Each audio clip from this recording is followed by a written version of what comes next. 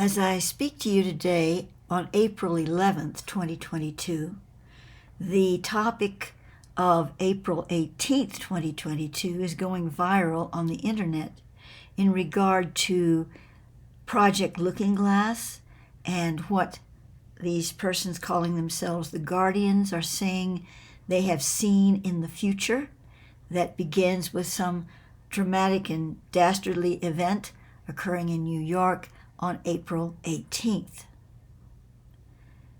I would like to unpack this from the Thothic perspective. I'm going to refer back to the Reality War Part 1 and Part 2 and other things that I have mentioned on various video shows, programs about the future and how reality timelines work, the fractured lines, and all of this. I don't want to go into too much detail about what I've already said on this. I would suggest if you're a little bit in the dark about what I'm saying here, you go back and listen to Reality War Part 1 and Part 2. But in brief, we're dealing with quantum fields and, the particle versus the wave. If you watch it, it creates it. So your focus of attention is where things germinate. Now, it's certainly true that I have been speaking about events in certain timeline futures, but you'll notice that Thoth never gives me absolute dates of anything that could be disaster, or he doesn't give me major details about how things are going to be. Like, for instance, in speaking about the Catalina Island and how in the future that we wish to create, that is the highest potential of the future timeline, Catalina will rise from the sea a little bit more, and all the other Channel Islands will connect to it, and it will be a much larger island, and it will literally be radiating the qualities of the finest qualities of the ancient continent of Mu, Lemuria, but Thoth prefers to call it Mu because that was, he says, its truest name. And it won't be some, complete revival of Lemuria, but it will be, it will be a dominant light point on the planet. And if the other timeline that seems to be trying to form here occurs, then it won't be that. That won't happen, and there will be a great deal of new guard owl control of that region and a lot more. But you see, he never goes into detail. He doesn't say, well, this is going to happen if you don't do it, we don't get it right, well, this is going to happen, and this awful thing is going to happen, and this terrible thing is going to happen. He stays away from that. And the reason he stays away from that, and encourages me to stay away from that, is because that tips the scale into self-fulfilling prophecy. If we look at it and say, oh my God, this is going to happen if we don't do something, and this is going to happen, and that will happen, we are literally giving it power. Now, that doesn't mean we close our eyes to things. Obviously not. I mean, he's telling us about certain future potentials that we want to avoid and move into a higher perspective. But you notice how he does it. It's a very fine line. It's like delicate surgery. You don't want to clip an artery. And that is what this is all about.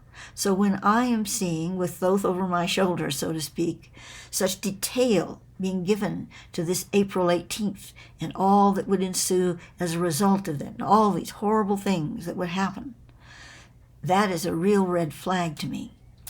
Now, I'm not saying that these particular people are doing that on purpose, but they may not be understanding how this works, and they may be also influenced out of their fear, not anything other than their fear. If you have fear, then the negative aspects, the archonic cloud, can influence that fear to go in a wrong direction, even no matter how well-meaning you may be.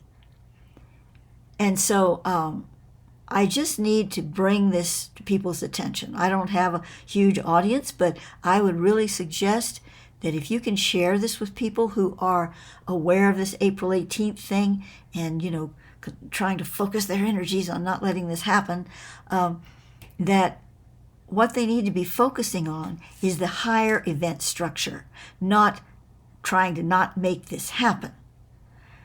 And that means flowing into true Metatronic full light field, spreading the violet light of the violet flame purification along the planet.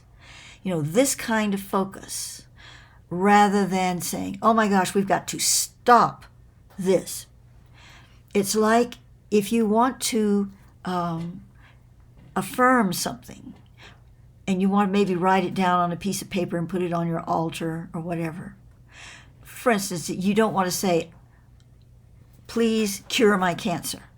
You want to say, fill my body with healing light so that there's nothing in my body but health and vitality. You see, you don't want to use the word cancer on your affirmation. It's the same principle. There is one other thing I wish to address concerning this. As I stated in the Reality War Part 2, I believe, whenever you look at the future, you are looking at it from a particular point in your reality, in your present. This is a quantum experience.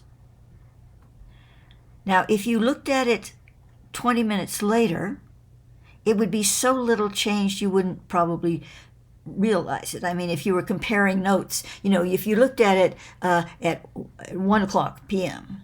and then you looked at it at 1:10 p.m., well, you would see, so you wouldn't be able to notice there was any difference probably, although there would be on a micro level. But if you looked at it the next week, well, you still might not know. You might think, it just seems like something's a little different. Tiny thing, but you may not be able to recognize it. What I'm trying to say is if you looked at it 2 years later, it would begin to look a lot different. Like, well, I looked at it, back 2 years ago, and now this is a little different here now. It's not quite the same. So it has to do with how you are, the timing of when you were looking at it, because your reality time frame, your now moment is changing all the time, which shifts the future that you are seeing in your potential connection to it. Yet even as I say this, Thoth is giving me a correction, and that is that when you looked at it the second time and you received the information of that future, that would change it all for you. So you wouldn't remember that when you looked at it the first time, it had been different. It's all a quantum experience. However, why is it that we can agree on some kind of experience? Like I can agree with my friend, if we both walk out the door together, that we walked out the door together. Because there's something called consensual reality that helps to bind us together, to bring us into this full spectrum of, oh, I agree with you, you agree with me. That, of course, is flawed because we have a lot of disagreement in the world, and not just on issues, but on how people see things, like car accidents. People see them very differently sometimes.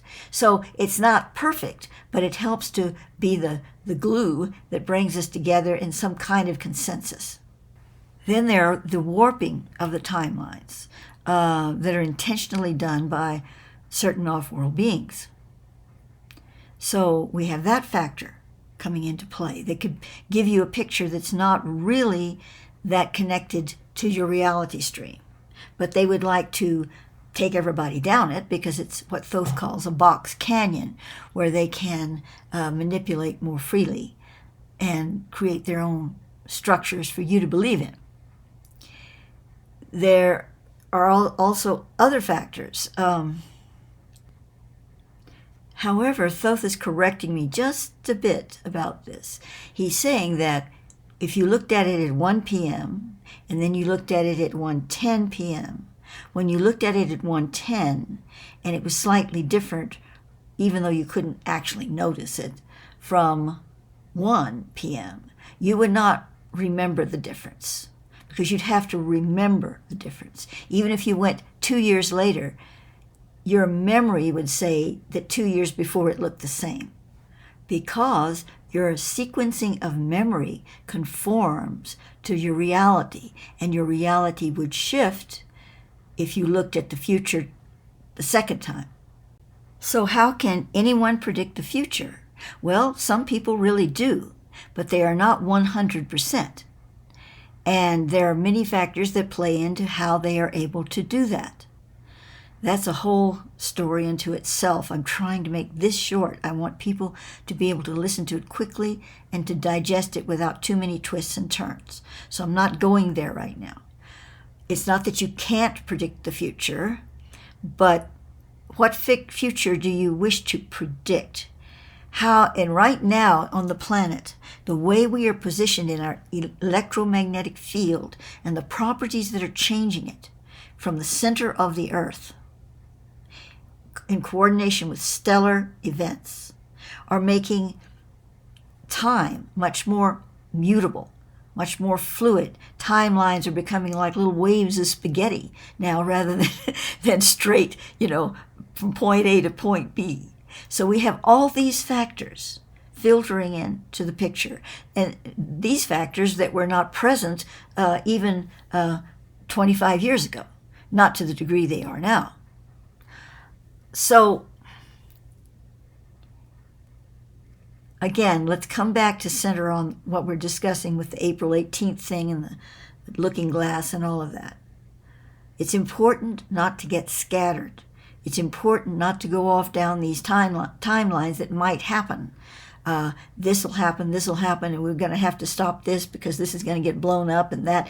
And then you just get in there and you're just like Raiders of the Lost Ark, one adventure after another, and you're swinging from the vines with your whip and you're losing contact with divine spiritual presence.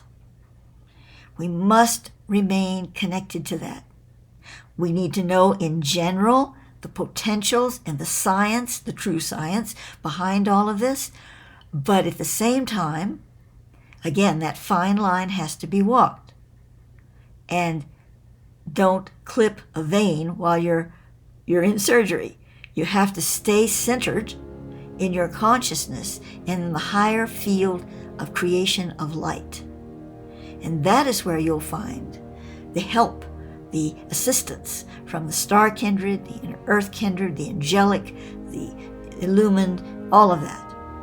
Once you deviate from that, you're losing contact with those who are going to assist you in finding the path that is the highest resonance with spiritual consciousness, with the Godness in all of us that we contain.